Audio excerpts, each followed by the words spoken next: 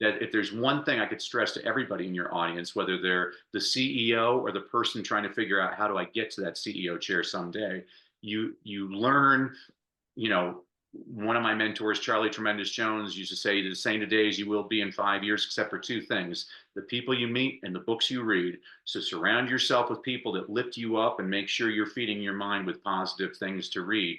And this is what you and I are all about, is the positive. But anybody Yeah. can gripe. This is why I don't watch the news anymore, because it's like everybody's just griping. It's whoever the president is. We're about to, the world's about to end. Doesn't matter who the president is. It's all Better. like, this is outside your control. What's within inside your control is what you're feeding your mind with. So that's why I don't watch the news anymore. I watch sports.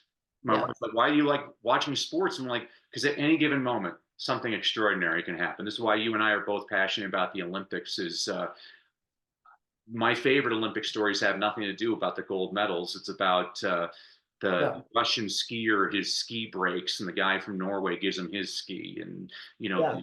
the marathon runner that gets attacked by the psycho, and so the Olympics, and he the Olympics gives him like the sportsmanship. I mean, like I love that. I'm like, that's what sports should bring out the best in us, and Well, doesn't everything should matter bring out the about best in us. I mean, I think that we should look for those things that are going to bring out the best in us, right? You're talking about, we kind of started off with just this positive mindset, this mindset shift that you had to make. Well, it's coaching, right? It's like if I want to shift my mindset, it's easier to do if I have somebody that's an expert who understands how to do that. And so many people think, and I've done this. I mean, I've had conversations with people, and I know that they can have a big breakthrough. I'm like, like you're on the edge, you're on the verge, but they're like, I got it, I can do it. I'm like, okay. And just the other day, I had somebody who I talked to 6 months ago, and I thought she was gonna, go into a coaching package with me, and she didn't. And I was like, all right. And then on a Sunday, she writes me this long email like, oh, things are really bad. Everything is falling apart. The my business partner's about to kick me out. Like, she's on and on and on. It's like, well, okay, let's do it.